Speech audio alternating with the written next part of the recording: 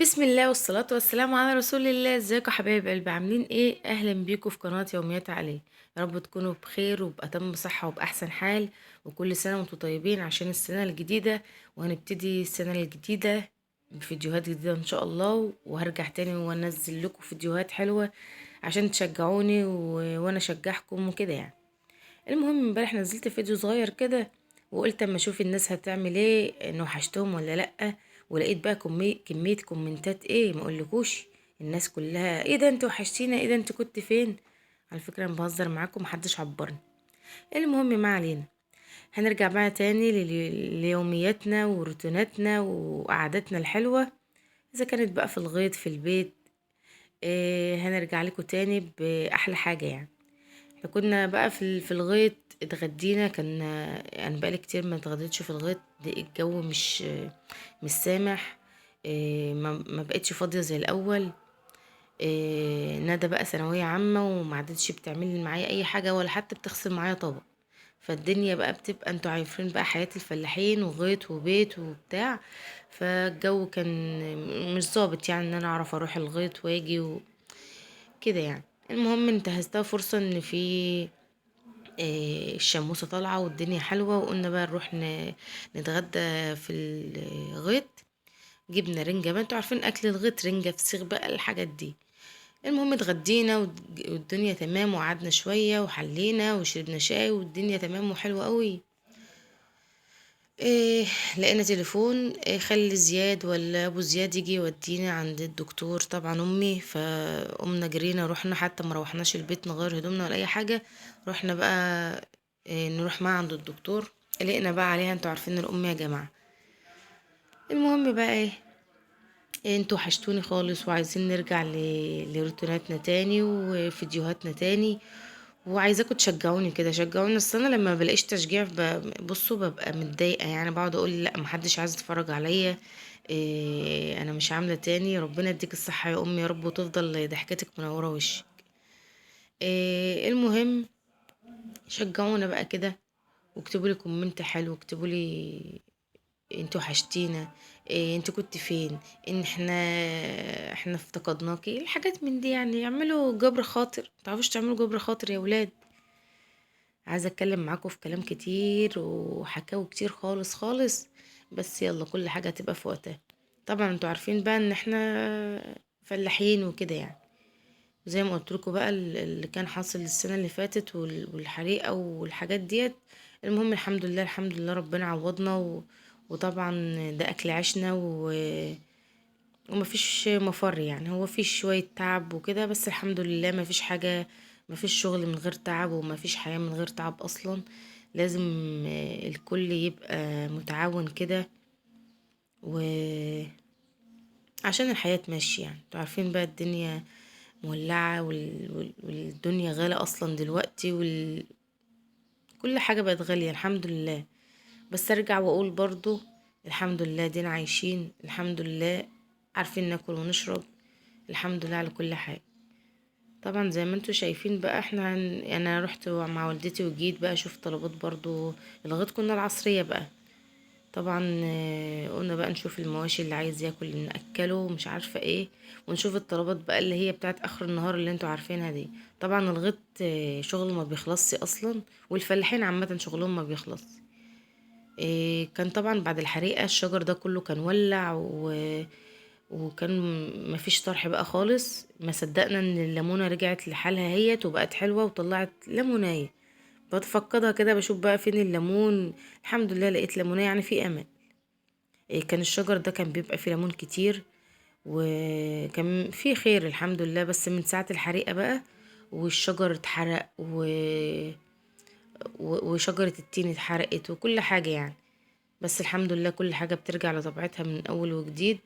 والحمد لله على كل حال. يمكن نكون الابتلاء اللي حصل ده ابتلاء صغير، بس علمنا حاجات كتير قوي يعني. الحمد لله على كل حال. طبعا زي ما انتوا عارفين بقى هنعلف بقى المواشي ومش عارفة ايه، ونخلص الحاجات بقى بتاعت الغيط المغربية دي، عشان طبعا هندخل بقى المواشي وكده. زي ما انتوا شايفين اهوت، اليوم ما بيخلصش شغل. هنخلص هنا ومش عارفة ونحلب المواشي وبعدين نروح نعمل الاكل في البيت، ويوم ما بيخلص. المهم ما علينا بقى يا ولاد، انتوا وحشتوني والله العظيم، وحشتوني خالص. وانا كنت حاسه معاكم بحماس. يعني مثلا كنت الحاجه اللي انا عايزه اعملها النهارده، إيه، كنت بقول لا، انا مكسله النهارده، انا مش هعمل النهارده، انا هعمل بكره.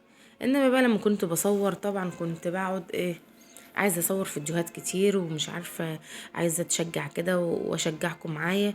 طبعا الحاجه اللي انا كنت عايزه اركنها لبكره او اسيبها اعملها بكره، لا اقول انا هعملها النهارده.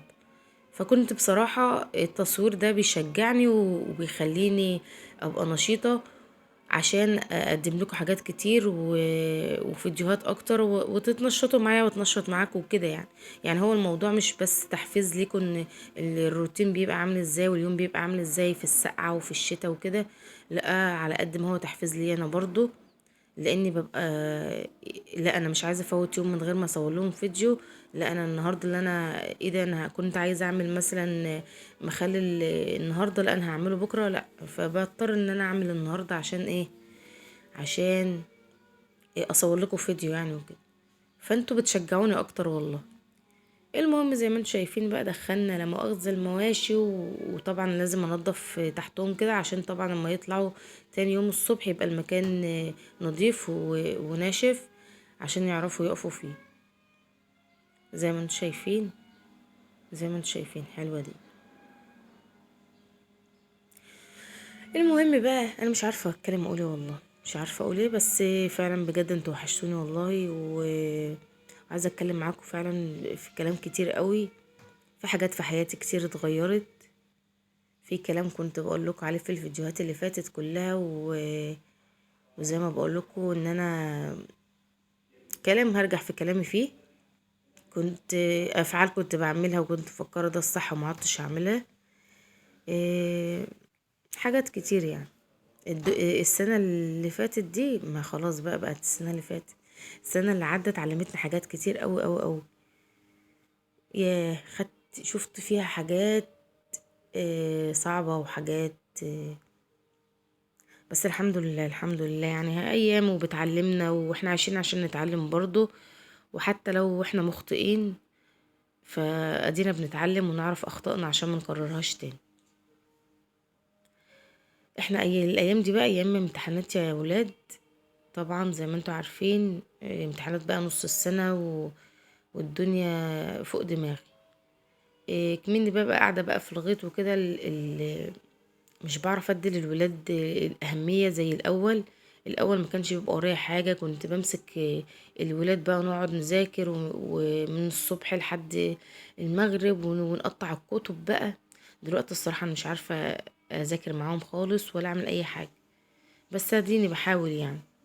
ادعوا لهم يا جماعه ربنا ينجحهم كلهم يا رب، وادعوا الندى عشان ندى ثانويه عامه، ربنا ينجحها يا رب ويصلح حالها ويجعل تعبها خير ان شاء الله. كده بقى وصلنا لاخر اليوم، هو مش اخر اليوم قوي يعني، بس اخر اليوم في الغيط. هحلب بقى المغربية عشان خلاص بقى هنروح. انتوا عارفين ان المواشي في بيت واحنا في بيت، فكده خلاص بقى جه وقت المغربية، ان احنا خلاص خلصنا اليوم بتاع الفلاحين اللي هو الخاص بالمواشي يعني وكده. هنحلب واخلص حاجتي وبعدين هنروح. زي ما انتم شايفين اهو روحنا وكده اليوم تقريبا خلص، بس لسه بقى في البيت في عشاء وفي حاجات. انا بشكركم ان انتوا بتتفرجوا عليا، ويا ريت تتابعوني وتعملوا لي لايك، ولو اول مره تشوفوا القناه اشتركوا في القناه عشان يوصلكم كل جديد. بشكركم وبتمنى لكم سنه سعيده، مع الف سلامه.